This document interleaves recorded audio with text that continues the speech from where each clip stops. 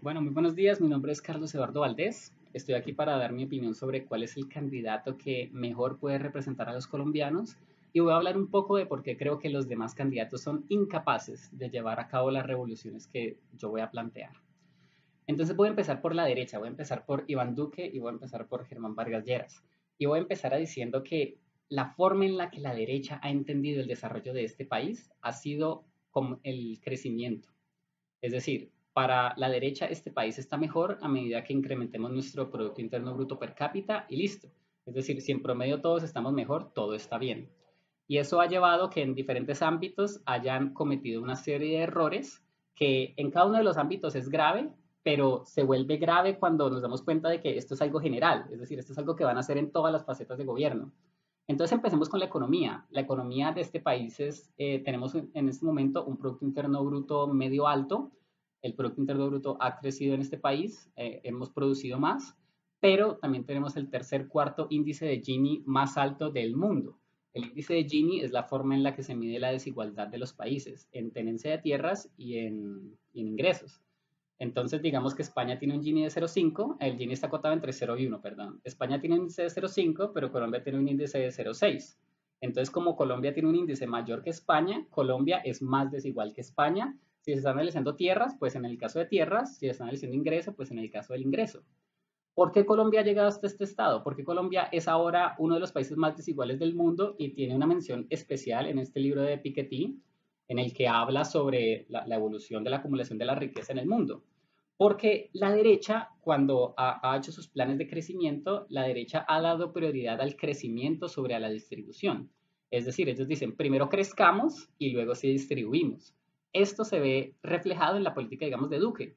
Duque dice, bueno, olvidémonos de la igualdad, reduzcamos los impuestos a los empresarios y renunciemos a esos ingresos de la política tributaria con tal de que le demos a los capitalistas la capacidad de generar más empleo, no importa que ellos se apropien de un porcentaje más grande de esa nueva riqueza con tal de que generen empleo. Esa es una política que es necesaria en algunas situaciones y que ha sido útil en el ámbito económico en algunos momentos históricos, por ejemplo en Estados Unidos y en algunos países de Europa. Los países a veces necesitan un impulso y está bien hacer ese sacrificio en algunos momentos, como bueno, crezcamos primero, con tal de que cuando crezcan se haga una especie de reforma después en la cual los frutos de ese crecimiento se distribuyan hacia el resto de la población, que es lo que en Europa, por ejemplo, se conoce como el estado de bienestar. En Europa cobran un montón de impuestos, pero esos impuestos se van hacia servicios públicos para los más pobres y hay una especie de equilibrio social. En cambio, en Colombia, esa brecha se ha venido incrementando desde hace mucho tiempo y ningún gobierno de derecha ha hecho un esfuerzo significativo en reducirlo. Ninguno. Han tratado de hacerlo en algunos momentos algunas otras personas, lo trató de hacer López Pumarejo, lo trató de hacer Gaitán, lo trató de hacer Galán, a la mayoría los mataron o simplemente fracasaron. Entonces, esa es la forma en la que la derecha pretende liderar el crecimiento económico. Veamos el tributario. La razón de una reforma tributaria es redistribuir el ingreso de los más ricos al gobierno, del gobierno a los pobres mediante servicio, asistencia o ayuda.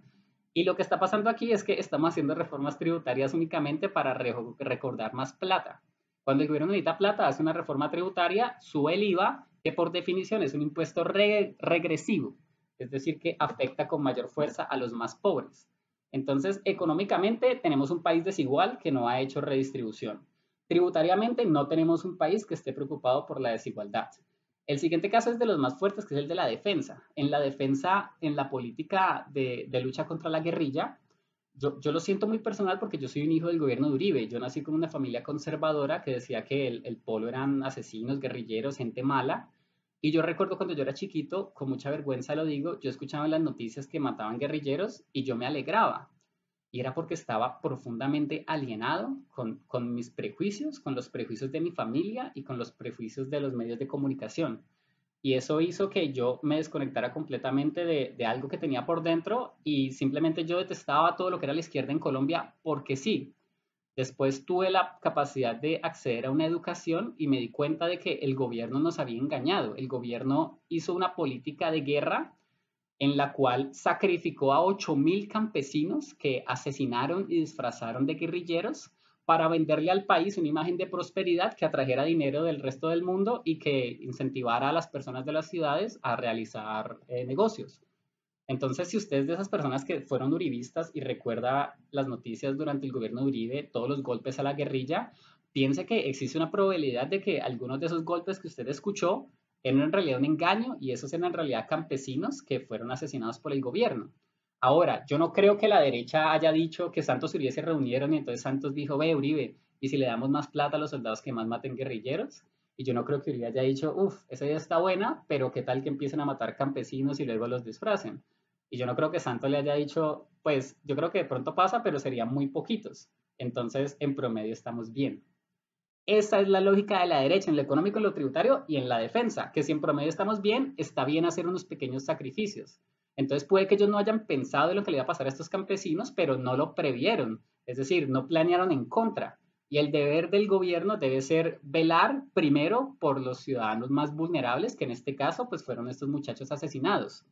Entonces, ¿qué es lo que está pasando? La derecha tiene esta mentalidad de que el promedio es lo que importa, entonces si todos estamos mejor, sacrificamos unas cuantas cosas, y eso tuvo como causa pues la muerte de estos campesinos, y en el ámbito político, pues otra serie de eventos, como que, bueno, Uribe es el mejor presidente, entonces está bien que vuelva a ser reelegido, no importa que le haya comprado votos a esta señora, que haya mandado a chuzar a estas personas, esas son como cosas menores, porque dentro de la lógica de la derecha está bien sacrificar a unas pocas minorías con tal de que se dé una sensación de bienestar en la sociedad. Eso es lo que hace la derecha, lo ha hecho en economía, en tributación, en defensa y el más grave de todos que es en educación. Y mencioné todos los demás porque la educación es la cosa que me parece realmente preocupante. Aquí yo les traje una pequeña gráfica, no se ve muy bien, pero lo que les quiero contar es que esta gráfica son todos los municipios del Valle del Cauca, yo soy caleño, y la línea vertical lo que nos divide es la evolución del Gini educativo en estos municipios. Es decir, todos los municipios que están a la izquierda de la línea son municipios que entre el periodo 2015 y 2016, que fueron los últimos 2 años que tuve disponibles, empeoraron en materia de desigualdad. Recordemos que el Gini es una medida de desigualdad. Entre más grande sea el Gini, más desigual es los resultados de estos estudiantes. Mientras que en el otro eje, en el eje vertical, tenemos los promedios del municipio, que es simplemente la suma del puntaje en Saber ICFES, en el ICFES de los estudiantes del municipio dividido por el total de estudiantes que están asociados a un colegio.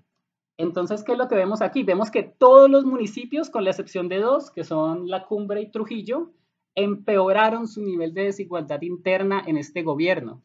Esta es la consecuencia de tener una política educativa que tiene la misma mentalidad para lo económico que para lo social. Porque en lo económico, digamos que sacrificar a una persona implica no darle trabajo, mientras que aquí sacrificar a una persona implica no darle educación. Que no darle educación implica que eventualmente esa persona con toda probabilidad va a terminar en la delincuencia. Recordemos que la desigualdad social es la verdadera causa de la delincuencia en este país. Los niños que no tienen una oportunidad, que no saben qué hacer cuando se gradúan y que ven que el salario mínimo es muy bajo y que la opción más aparentemente rentable que tienen es el mundo de la delincuencia.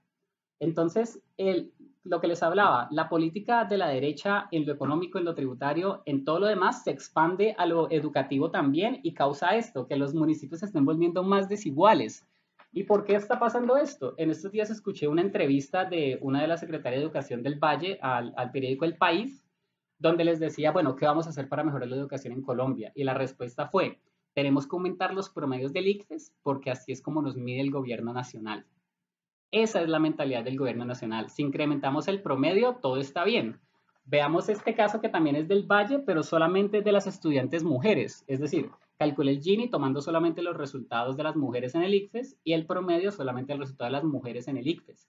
Vemos que todas están al lado izquierdo, o sea que todos los colegios están viendo más desiguales, todos los municipios, perdón. ¿Eso qué quiere decir? Que ese municipio tenía unos estudiantes que estaban por encima de la media, otros estaban por debajo de la media, y lo que está haciendo la política educativa es que está ampliando esa brecha.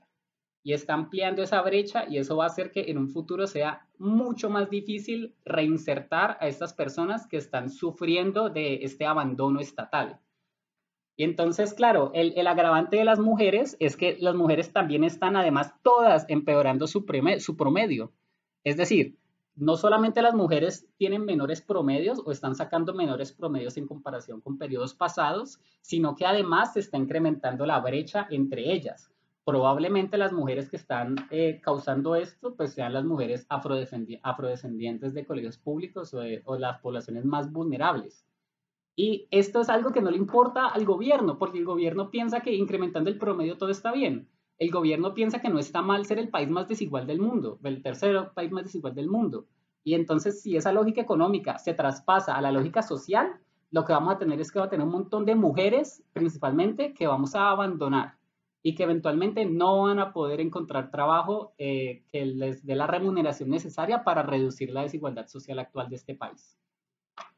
Bueno, entonces ya hablé de 4 grandes cosas, económico, tributario, defensa, educación, y voy a hablar de la corrupción.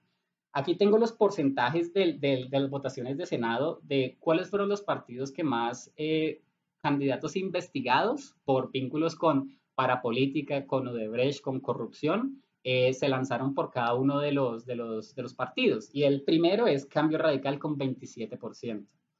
Entonces Germán Vargas Lleras va a salir a decir que él no tiene nada que ver con la corrupción del Cambio Radical, que no está en ese partido, que yo no sé qué, pero la verdad es que cada vez que hay elecciones, Vargas Lleras se beneficia de los votos que le otorgan estos caciques electorales, que a la vez se benefician del aval de Cambio Radical para ser parte del Congreso.